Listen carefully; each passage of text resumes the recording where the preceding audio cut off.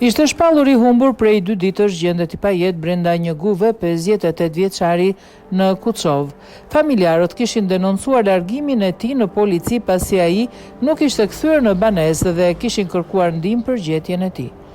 Një 58 vjeçar është gjetur pa shenjajete në brendësi të një guve në fshatin Driz në Kuçov, pasi ishte shpallur i humbur prej 2 ditësh. Familjarët kishin denoncuar largimin e tij në polici pasi ai nuk ishte kthyer në banesë dhe kishin kërkuar ndihmë për gjetjen e tij. Sipas të dhënave paraprake, kërkimet u përqendrua në zonë ku disa banor kishin deklaruar se kishin parë për herë të fundit.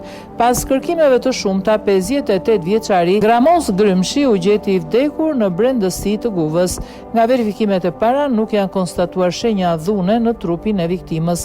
Dyshohet se ai ka humbur jetën si pasojë e mungesës së oksigjenit brenda guvës, ndërsa trupi i tij është dërguar në morgun e Spitalit Rajonal të Beratit për të kryer ekspertizën mjeko-ligjore, e cila do të përcaktojë shkakun e saktë të vdekjes.